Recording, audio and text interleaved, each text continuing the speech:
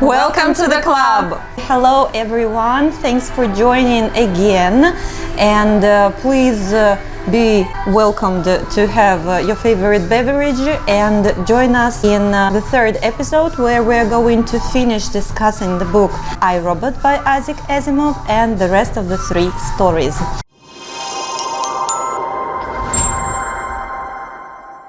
We can start, I think, and the first story is Escape. Okay, so many research organizations are trying to develop a hyperspatial drive. US Robots and Mechanical Man Incorporation is approached by its biggest competitor with plans for a working hyperspace engine. However, the rival's supercomputer destroys itself while performing the calculations. US Robots figures out a way to feed the information to their own positronic computer, the brain, without the same problem occurring. The brain then directs the construction of a hyperspace ship. Powell and Donovan board the spaceship without realizing it, only to discover that the brain has played a prank on them by removing manual controls, conveniences, and proper food from the ship. During the journey, Powell and Donovan experience strange visions, but the ship safely returns after 2 hyperspace jumps. Dr. Susan Calvin later discovers that during a hyperspace jump, the crew effectively ceases to exist for a brief moment, which violates the first law of robotics. The only reason the brain survived is because Susan reduced the importance of potential deaths and allowed it to act irrationally in order to find a way to ensure the crew's survival. A very interesting story. When I was reading it and when I got to the part of, so to say, death's description, I was like, what am I reading? What is going on?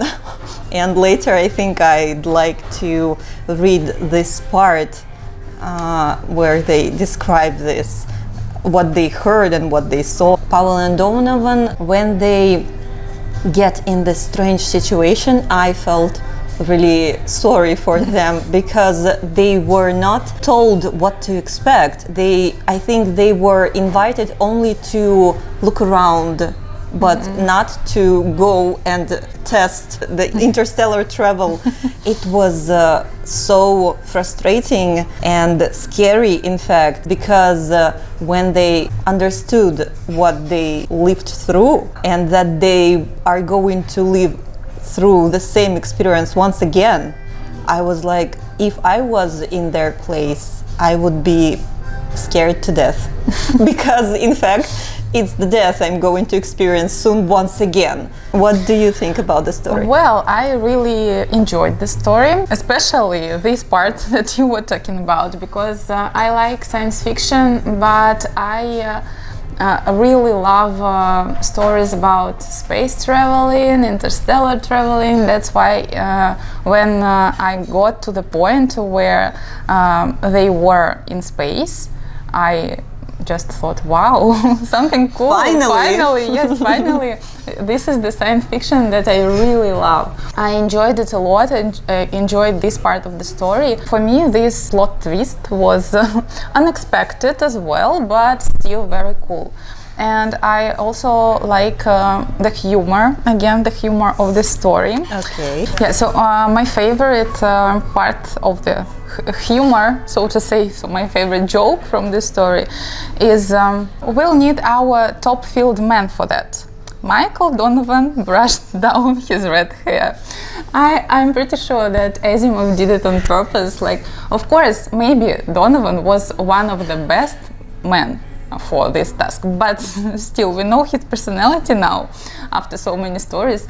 That's why I think he mentioned him, not Powell, on purpose. Of course. I also like the description of their experience there. I mean what they saw there, because it was described in a very funny and unique way, so to say, because they saw some hallucinations. Yes. Probably I can use this word to describe it. And they were about heaven and hell and all that stuff, but it was quite funny that Powell, if I'm not mistaken, heard an advertisement of a coffin, and Donovan heard something about a sermon.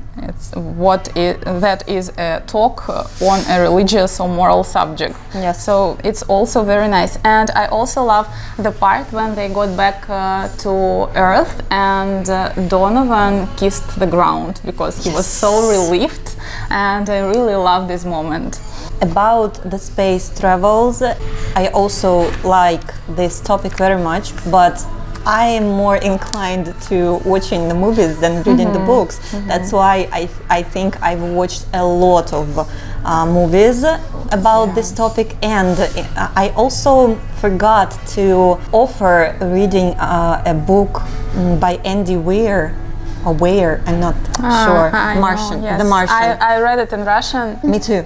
Have you watched the movie? Yes, of course. I watch a lot of movies about space. I think I watched all the popular ones and maybe More. yes, maybe some not that popular. I think I watched the movie first and then I read the book, and I liked the book more, though the movie is very nice too, but the book I liked more because there were much more descriptions of the emotions and thoughts of the main character described, and I was amazed by his personality and how strong his will for life to like not to die, and he was like not giving up for for such a long time. It was at that point very amazing to me, and I really appreciated that fact, and that's why I'm thinking if we could like reread it in English, maybe. Yes, maybe. I Just an also offer. yes, I like the story. Some parts of the story seem strange to me, but still the whole story is very nice. Yes, maybe I am going to read that part that I'd like to mention. Okay. Something broke loose and whirled in a blaze of flickering light and pain. It fell and whirled and fell headlong into silence. It was death. It was a world of no motion and no sensation, a world of dim, unsensing consciousness, a consciousness of darkness and of silence and of formless struggle. Most of all, a consciousness of eternity. He was a tiny white thread of ego, cold and afraid. Then the words came, unctuous and sonorous, thundering over him in a foam of sound. Does your coffin fit differently lately? Why not try morbid M. cadavers extensible caskets? They are scientifically designed to fit the natural curves of the body and are enriched with vitamin B1. Use cadavers caskets for comfort. Remember, you're going to be dead a long, long time. When I was reading this exact abstract, I was like having goosebumps all over my body, and even now when I reread it, still I had the goosebumps all over my body because it's so surreal. It feels really strange and really scary, and this exact sentence that he was a tiny white thread of ego, cold and afraid. The description is so great that the author really could convey all of those emotions with the words, and it's not that easy, I think. Yes, I see what you mean, and I also have this abstract with a small heart next to it because I really love the words that he used to describe death, and it's also very interesting to look how a scientist describes it. That's why I thought it is really cool. Sometimes when you feel a lot of different emotions, you might not be able to tell someone what you feel exactly so the person can understand you. But here, the words are chosen perfectly, and I think anyone who reads it can feel almost Yes. the same what the characters might have felt. Yes, I totally agree with you, because I was reading it at home and the lights were on, but when I was reading this abstract about death, I really felt darkness around me somehow. So I also want to say that I like the idea of different ways of dealing with problems, because it was mentioned that this computer created this spaceship and created this strange reality as a kind of a joke. So the computer had a problem, he had a dilemma and he couldn't solve it, and that was his form of escape from this problem and solving it. And Susan also mentioned that the computer chose this form, like the form of the jokes, because all these strange situations and small things were jokes of the computer, whereas the people choose another ways. So when they have problems, they usually try to use some harmful things, yes, harmful ways. The usual ways of dealing with problem for people, some drugs and some alcohol, yes, some substances. Sometimes people might harm themselves physically. And also, as it was mentioned here, it's delusion. I also liked the idea that was conveyed by Powell, that this kind of escape, I think there were different escapes on different levels, like escape from the problem and escape of the spaceship itself, like when it disappeared.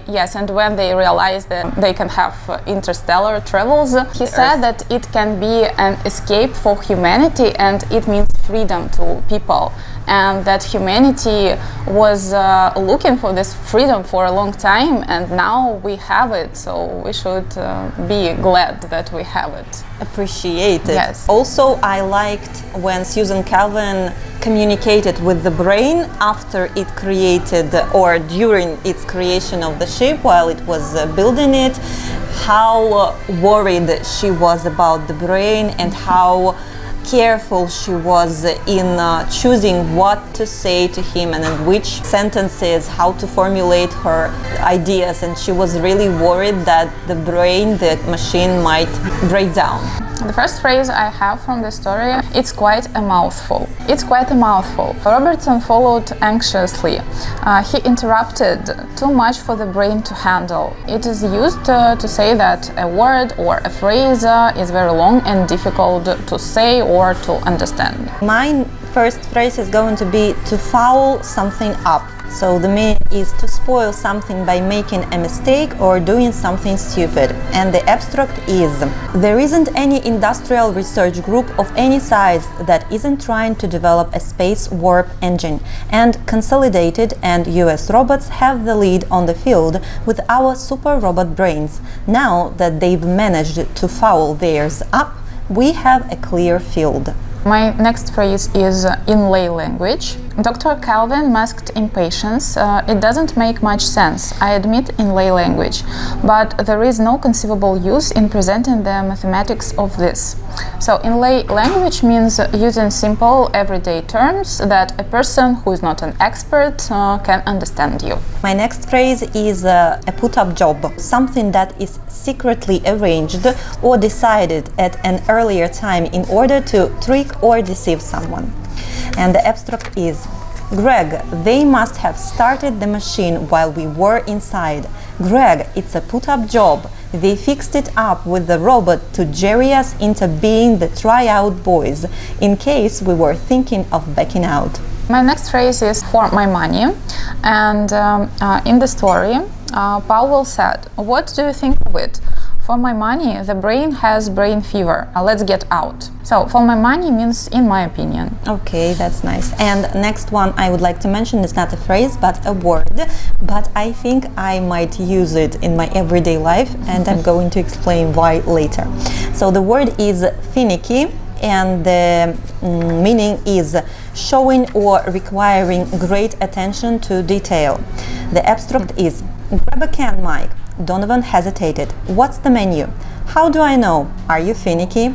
No, but all I eat on ships are beans. Something else would be first choice. Finicky in this exact situation is that he is asking, are you like a picky eater, so to say? So finicky eater is someone who carefully chooses what to eat. I mention quite often that many people think that I'm a picky eater, and that's why maybe I can use now not a picky but a finicky eater for myself concerning the food. I have one phrase, call the turn, so the abstract. He said, call the turn now, Greg. They say the ship is finished. They don't know what it is, but it's finished. Let's go, Greg. Let's grab the controls right now. As far as I've understood, call the turn means to predict successfully. I also liked the phrase when he said they don't know what it is, but it's finished. Yes. It sounds really funny. Yes, I like the humor throughout of the book. I think that it is, it's not like a comedy, but it's just some small sentences, some words, and they create this cool atmosphere that I absolutely adore. I also think that adding those instances of humor makes for the majority of readers to understand the story better than if it was only serious facts and probably humorless. And my last word, it's also a word, not a phrase, to maroon. In fact, I thought that maroon was only an adjective, but here I found out that it can be a verb too. So to maroon means to place or live in isolation or without hope of ready escape. And the abstract is, Greg, I've been thinking, it's pretty bad. There's not much to do except walk around or talk to yourself. You know those stories about guys marooned in space? They go nuts long before they starve. I also was surprised that this word can be used as a verb, because I have never come across me it. Neither. That's why I decided to mention it, yes. Okay, and the last phrase I have, out of the running. Greg, you must have taken lessons. No one could put Pollyanna that far out of the running without. What do we eat? What do we drink? Where are we? How do we get back? So out of the running means not having a reasonable chance of winning in some situation. That's it for the vocabulary. Any additional thoughts about the story? No, I think we discussed everything. Yes, we can move to the second one.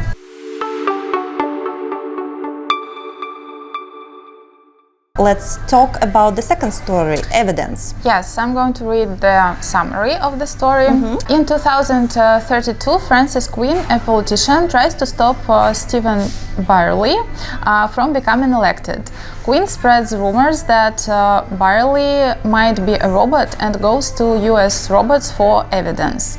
Dr. Calvin suggests two ways to check if Byerly is human: dissect him or use X-rays, or see if he breaks the three laws of robotics. If he doesn't break the laws, he might still be either human or a very good man. Quinn publicly accuses Byerly of being a robot, causing people to focus on this rather than his policies.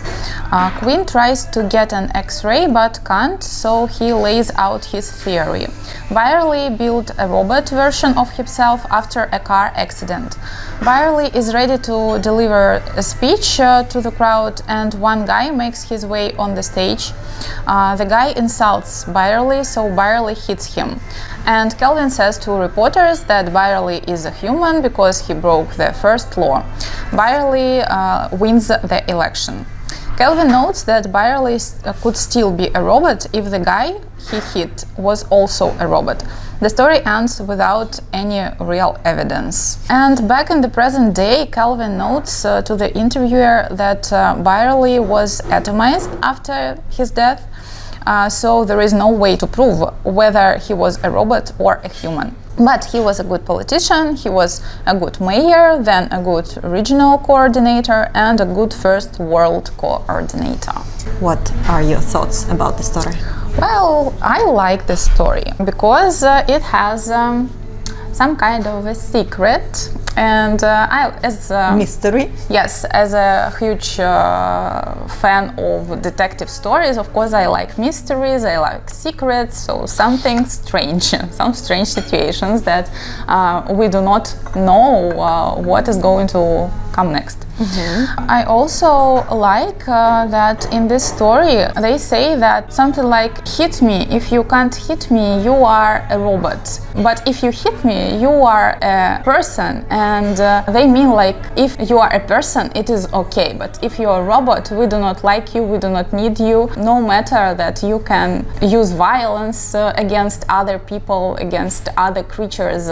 So it's just a very nice thought, and really I think that we should sometimes think about it, like what we are doing. I agree, and I also was thinking about many things while reading the story. In the first place, because I'm a big fan of robots, I was thinking about that I would really like to have a human-like robot for myself, who could like be my friend or who could help me with my stuff around the home, the house. But also, yes, I thought about this moral thing, that how can people not like robots when they are those who don't commit any bad things and don't harm other people, but how they like the people who might hurt them or even kill them.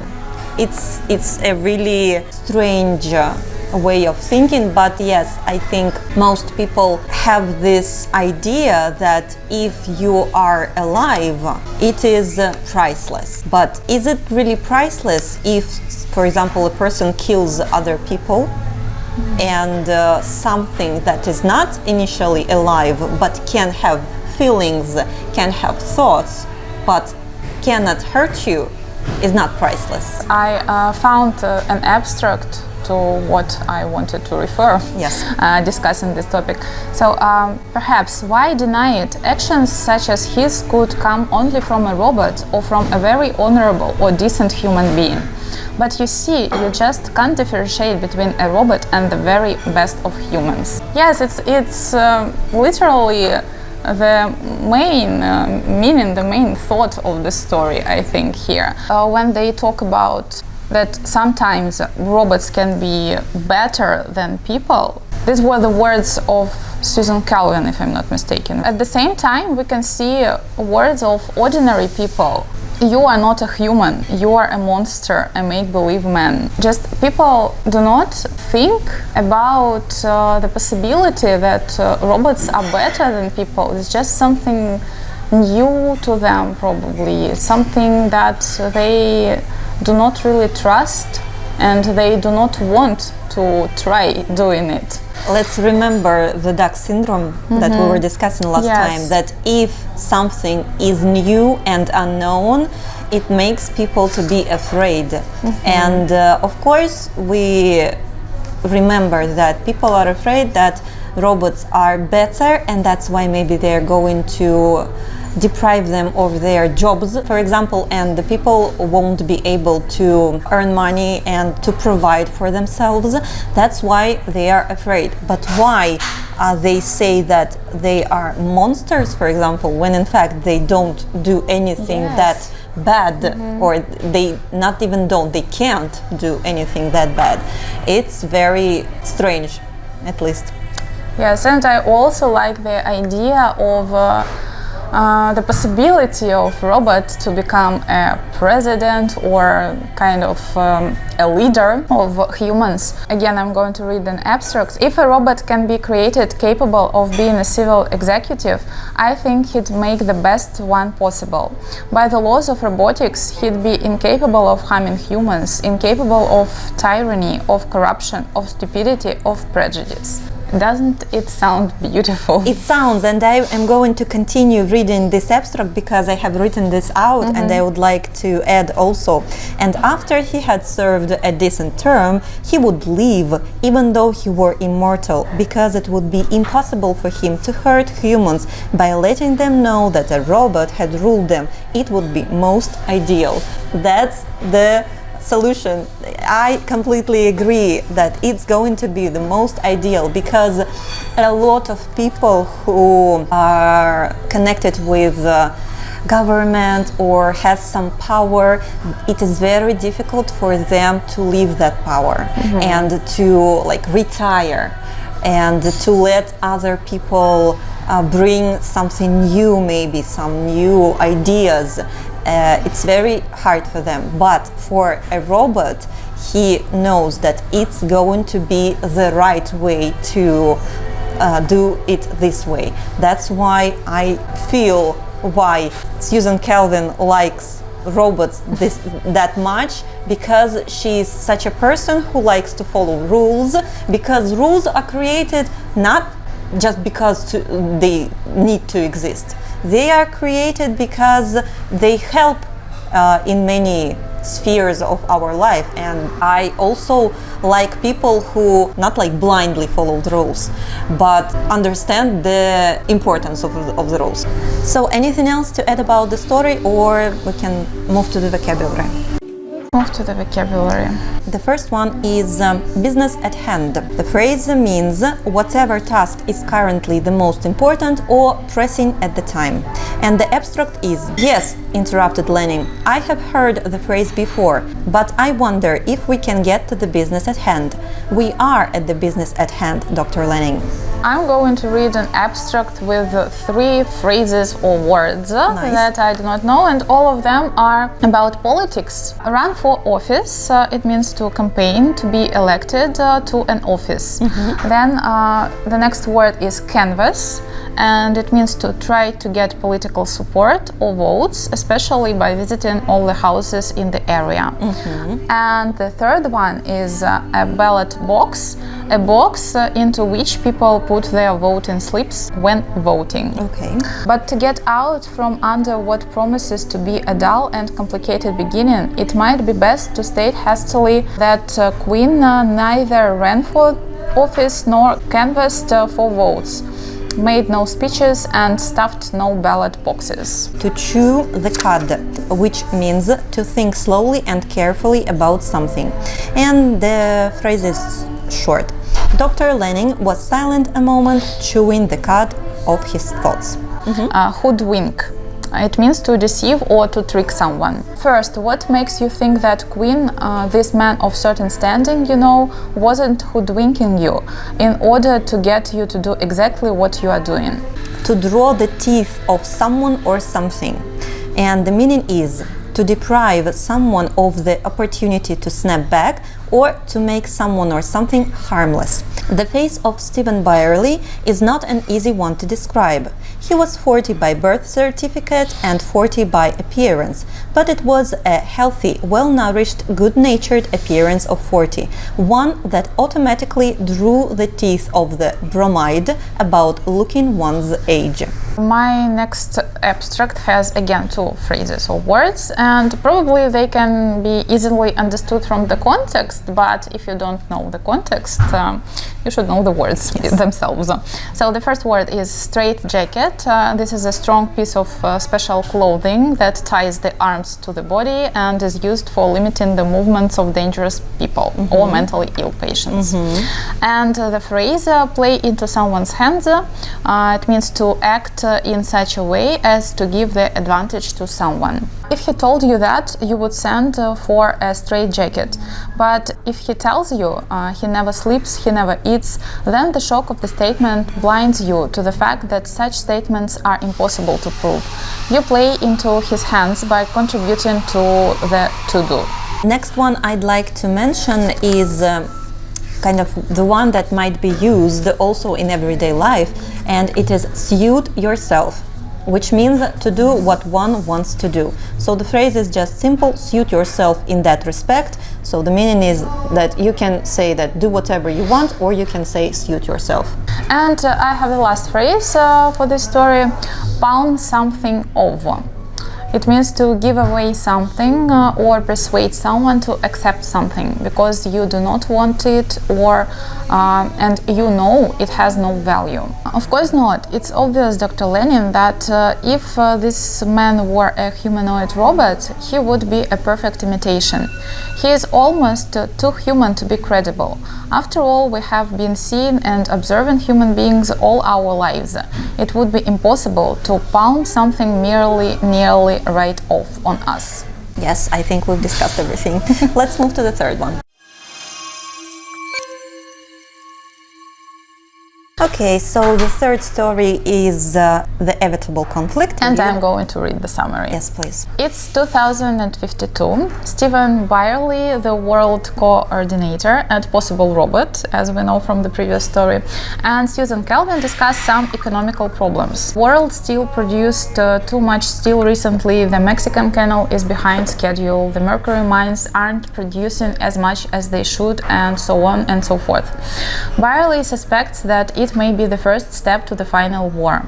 Byerly has actually toured the 4 regions of the world, and he plays back for Calvin the interviews he had with the 4 regional coordinators. Byerly discusses with them some problems of their regions and the anti-machine society for humanity that is believed to undermine the machines by disobeying their instructions. Back in New York, Byerly asks Calvin for her opinion. Calvin points out that the machines are robots. They are trying to help humanity as a whole according to the laws of robotics.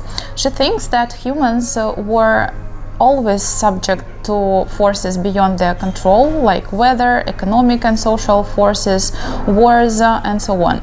She believes that the machines might know best and can help people avoid all conflicts. The fire in Byerly private study goes out and Calvin dies at the age of 82. Okay, so this is the last story of the book, and I think all of the previous stories were like preparing us for the idea that is going to appear in this story.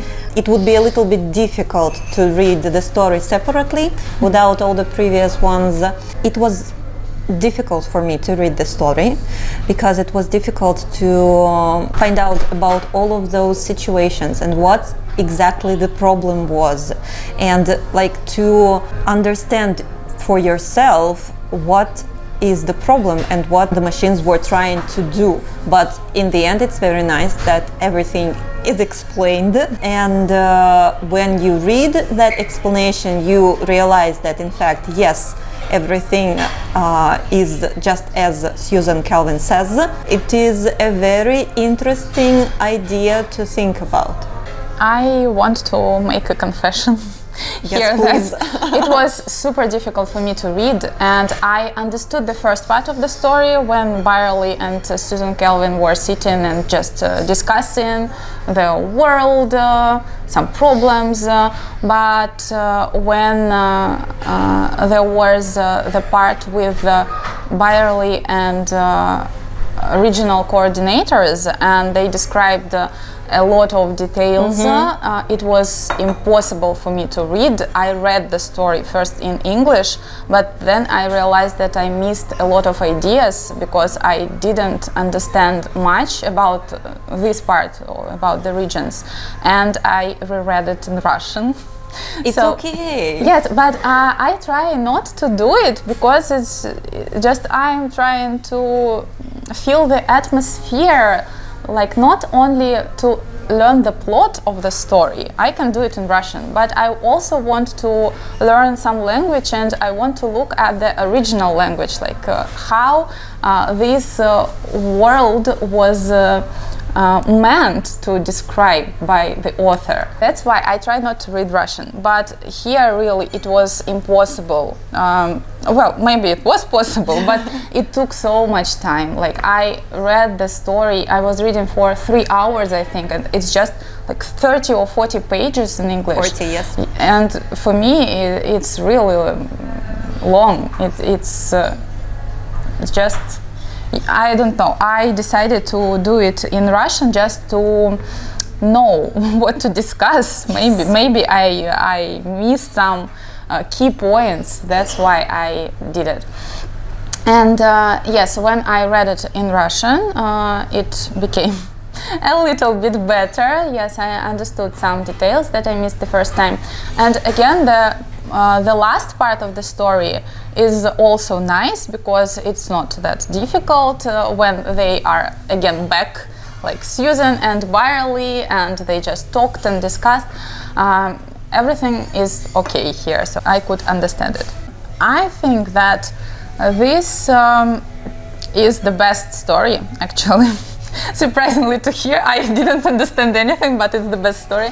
It is so complex, and I understood that I didn't understand a lot.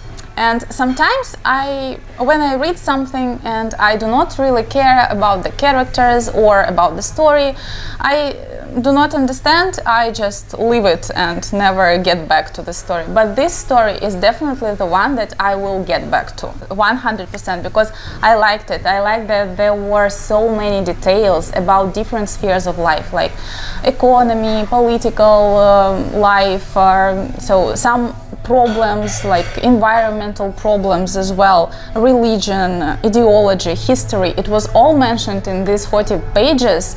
I just admire such difficult stories with deep sense. That's why I want to reread it, and it tells a lot.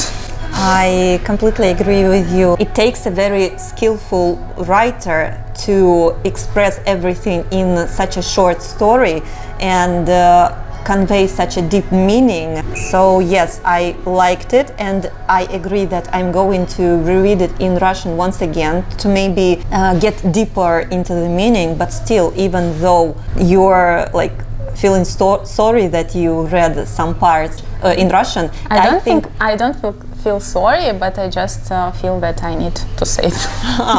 Okay. I think it's okay because when those specific information was described in that region things, yes, we are not that specialists, not that of a specialists to understand all of those things. And the writer Isaac Asimov is, a professor in all of those like chemistry and stuff. That's why it is like some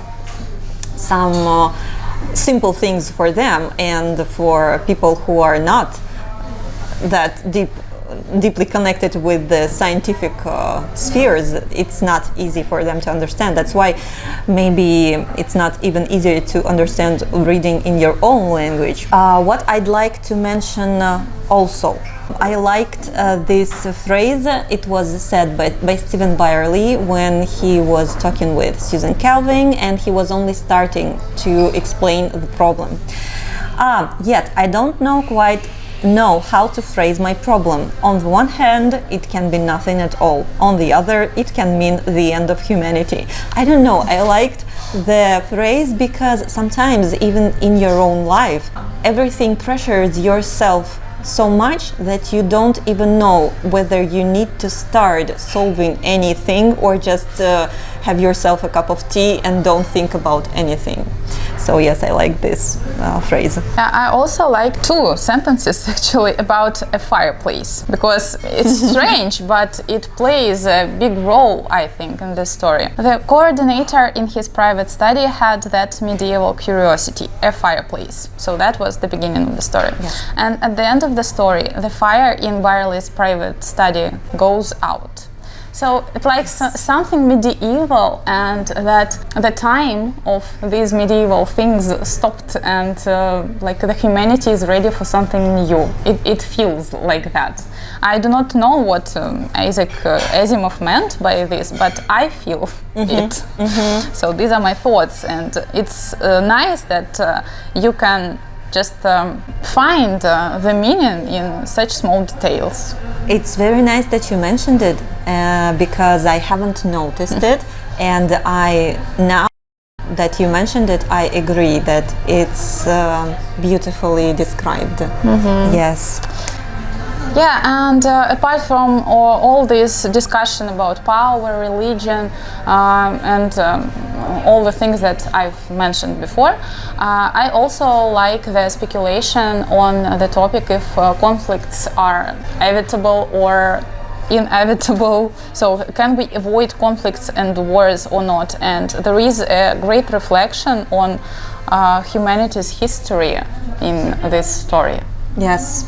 Okay, so next thing I would like to mention, and it's a funny one, in fact, because I'm going to share a piece of information that is going to change your life, maybe, at some point.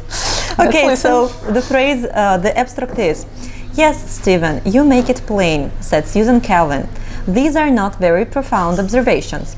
No, but then, it is obvious, which is so difficult to see most of the time. People say it's as plain as the nose on your face, but how much of the nose on your face can you see unless someone holds a mirror up to you? I liked this allusion, so to say, or this comparison to a popular saying, but still, guys, I'm sorry, but even if you don't try to look at your nose, you still see the tip of it. All the time. When previously, when I didn't know this information, it didn't bother me. But then, when someone told me about this fact that you, in fact, see the tip of your nose all the time, from time to time, it starts to bother me, and sometimes I just laugh without any reasons. And I just laugh because I can see the tip of my nose at any point in my life. It's just funny for me. Sorry. And I also have some quotes from this story. Again, we discussed it, I don't know, 100 times, I think, because it was in every single story, but still, it is very nice. If so, the machines must move in that direction, preferably without telling us. Since in our ignorant prejudices, we only know that what we are used to is good, and we would then fight change. Fight change, yes. And also that mankind has lost its own say in its future. It never had any, really. It was always at the mercy of economic and sociological forces, if did not understand, at the whims of climate and the fortunes of war. And also one sentence. Think that for all time, all conflicts are finally evitable. Only the machines from now are inevitable. And it sounds like the brightest future. I just thought now that in this story, I think Asimov is trying to show that the machines might make people a better version of themselves. And it is something not to be afraid of. But I think all people cherish their free will and the possibility to choose what they want to do and how they want to live. Some people might want to end their life, for example, yes? But the machines are doing everything to preserve the humanity and to make their lives of all people better and easier, so everyone could live peacefully with all of the rest of the world and just enjoy the life. And still, here also we see that the machines in this case are doing some minor harm to some people in order to do a greater good for the rest of the humanity. It's a little bit maybe frightening that in this case the machines are deciding what is good for you, and maybe some people don't want good life. Maybe they don't want to live good life. I don't know. It's sometimes very difficult for me to understand what people want and why they do some things they do. And what is better, to make people live a good life or to let them choose how they want to live? What do you think? It's a rhetorical question. So for me, of course, to let people choose. But again, when we look at the world, at the history of humanity and at the world situation, even now, we can find proofs that maybe it's not the best option. Yes, And unfortunately, there was a question if the conflicts can be evitable. And I strongly believe that if all people want to find the solution and find a compromise, it is possible to live without wars, at least. Conflicts, of course, are inevitable. People, it's okay not to agree on everything with everybody, but I think a world without wars is possible if all people want to communicate with each other. Yes, I'm absolutely sure in it. Yes. Then let's talk about the vocabulary and then add some additional thoughts on the story and on the book. And the first thing I would like to discuss is this Latin expression, which is Deus ex machina. It is a plot device whereby a seemingly unsolvable problem in a story is suddenly or abruptly resolved by an unexpected and unlikely occurrence. Its function is generally to resolve an otherwise irresolvable plot situation, to surprise the audience, to bring the tale to a happy ending, or act as a comedic device. And the abstract is: they came in time, and with it and alongside it interplanetary travel, so that it no longer seemed so important whether the world was Adam Smith or Karl Marx. Neither made very much sense under the new circumstances. Both had to adapt, and they ended in almost the same place. A deus ex machina, then, in a double sense, said Dr. Calvin dryly. Stephen Byerly says that Susan Calvin uses this phrase as a pun. But I didn't really catch the pun. What did you? No, but she said that this phrase had double sense, so I can see double sense, but I do not. Okay, so what is the double sense? So, like, it is a set expression. Yes. So it's just a figure of speech. Yes. And at the same time that now machines are just God for people. Yes. So this is the double sense. Just as I've understood it. I agree with you. It is also how I understood, but I thought maybe I didn't catch something. That's why I wanted to find out your idea. Okay. I come across this phrase in quite a lot of different books and films. Also, that's why I wanted to mention it. Sunday supplement. Sunday supplement, it is the section of a Sunday newspaper consisting of material other than news and usually including pictures, comic strips and light, often sensational reading matter. Apparently not. The machines are not super brains in Sunday supplement sense, although they are so pictured in the Sunday supplements. I remember that I noticed it and I was trying to find what it means, but I couldn't. Try Collins dictionary. I do not know why, but really it has more phrases than any other dictionary. Okay, so my next phrase, in fact, it's going to be a word. I didn't know it both in English and in Russian, that's why I would like to mention it. So the word is a sinecure, and the meaning is a position requiring little or no work, but giving the holder status of or financial benefit. No one knows better than you, Mr. Coordinator, that my job, to a large extent, is a sinecure. It carries with a certain social standing, and I represent a convenient focal point for administration, but otherwise it is the machine. The next word I have is mouth feeling. It means of notable length or sonority. Sure, he said, and his English was colloquial and mouth feeling. The Mexican Canal is overdue. And for me, it's going to be the last expression I wrote out: in earnest, or in this example, in real earnest.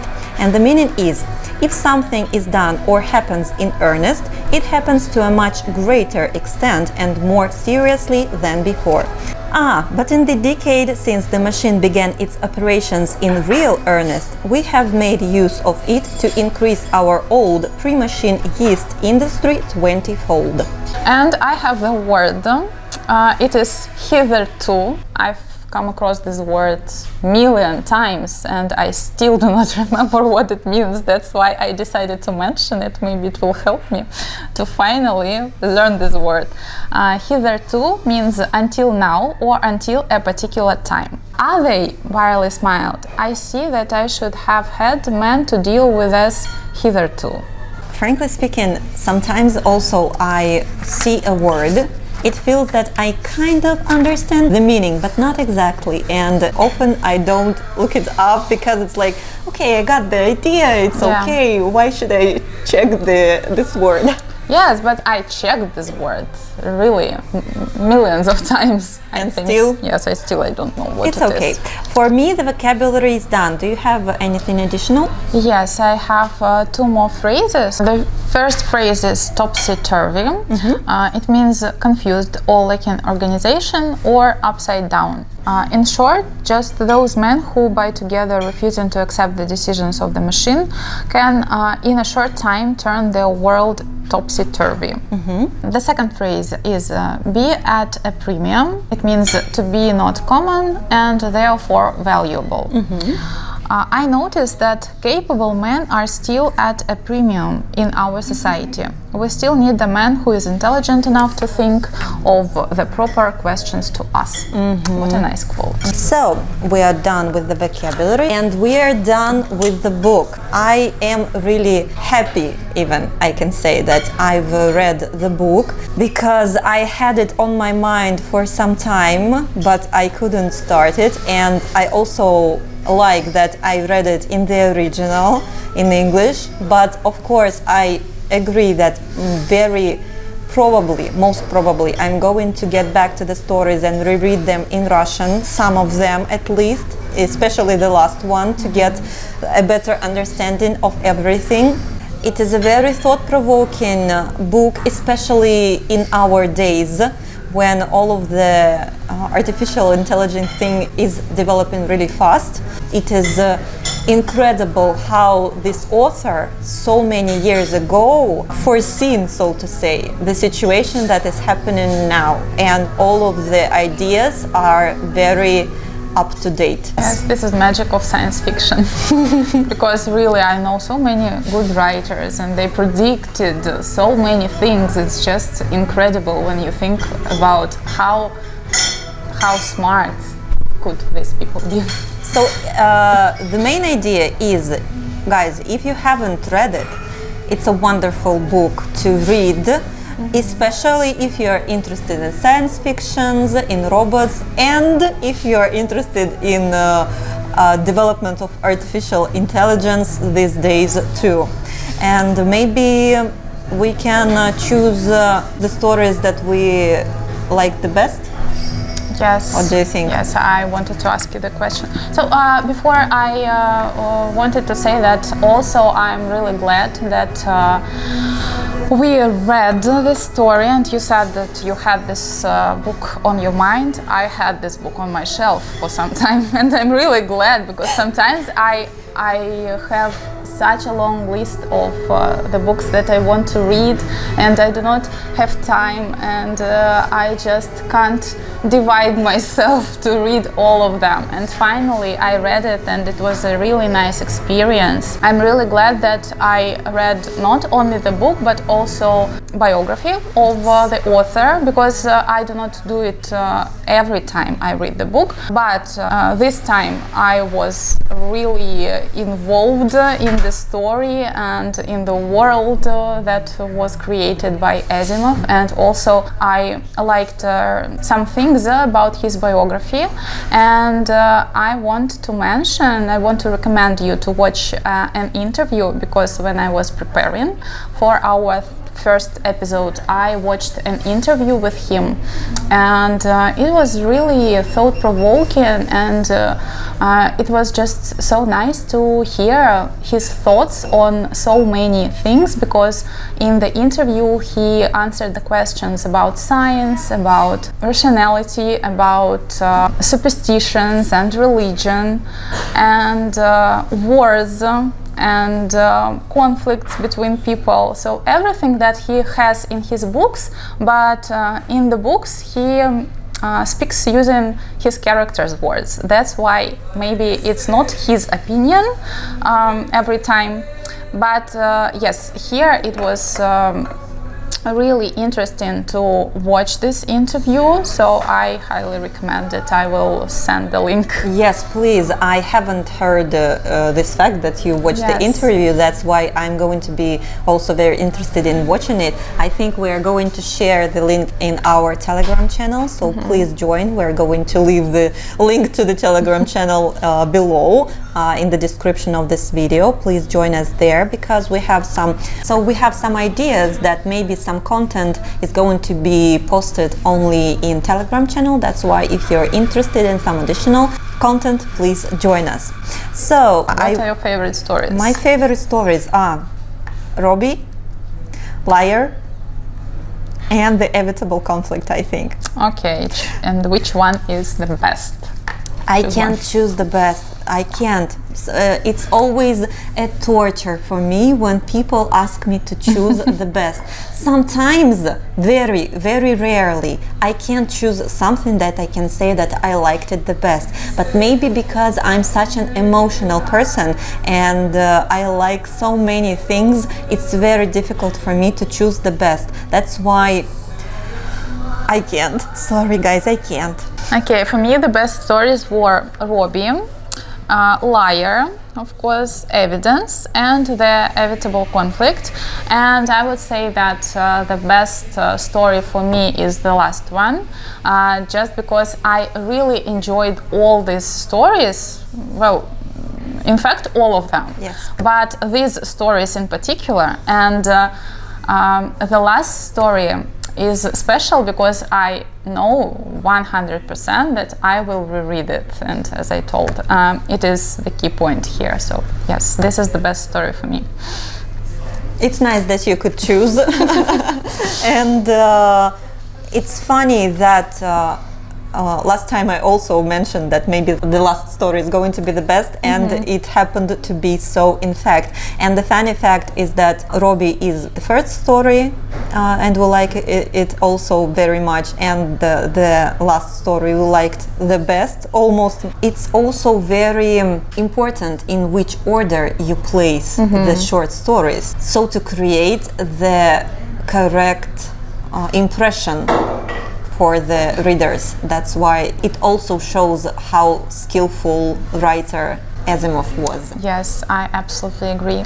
And I want to finish discussion of this book with the last words of Susan Calvin. Yes, please. I saw it from the beginning, when the poor robots couldn't speak, to the end, when they stand between mankind and destruction. I will see no more. My life is over. You will see what comes next. Such a beautiful phrase. I also liked this phrase very much, and this fact that yes, the machine stands between the mankind and its destruction.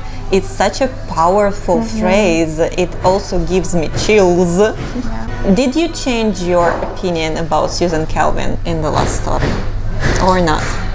Well, I do not know, but when I say that I don't like the character, a lot of people think that I hate the character. I can't say that I hate her or I have some bad feelings to her. No, she's okay, and she's okay till the very end of the story, but I just don't feel the personal connection, so to say. She's not one of my favorite characters, yes, I admit it, but I can't say that I hate her, she is a bad character. No. Are She's your okay. favorite characters Robots? robots? Well, some of them, yes, yes, probably. And I like, so if we look at the last stories, I like Byerly, and we do not know if he's a robot or not still. I think he is. I also think, yes. So I think that the legend that was created by Queen is quite plausible. So you can think that maybe, why not? It sounds logical. So that's why, yes, I also think that he can be a robot. And also, of course, I like Herbie. He's so nice. And Robbie, though he couldn't Robbie, speak. yes, of course. though he couldn't speak. And I don't know why, but I feel also kind of tender feelings towards both Speedy and Dave. I don't know why, I liked them a lot. Cutie, of course, was a very interesting character too, though I can say I liked him a lot. Not so long ago I watched a film by Centennial Man, and I really loved this film. It is also based on works of Asimov, and I really want to read it, in fact I tried to find this book, but not the electronic version, just paper. Yes, the book. And it is a novel, if I'm not mistaken, or a short story, but I think it's a novel. It's a novel. Yes, and I couldn't find it in a book. So I thought maybe it will be like some short stories plus this novel, because he has like a collection of works in one book, and that's why I thought maybe it is a part of the book, but I couldn't find. I haven't watched this film. It is on my list of the films I would like to watch. I have wanted to watch this film for some time, but still I didn't. That's why I hope I can watch it like in the nearest future. And maybe again we are going to share our thoughts and ideas in our Telegram channel. Yeah. And so also it is based not only on this novel, also on Positronic Man, if I'm not mistaken. So like two novels for one film. That's why probably I should read both of them. Maybe. Thanks for joining us this time. Next time we are going to get ready for a special period in October, and we are going to provide you some special content, so please stay tuned. So thanks for watching, and live long and follow the 3 laws of robotics, even if you are not a robot. Yay! Bye! Bye bye! See you next time!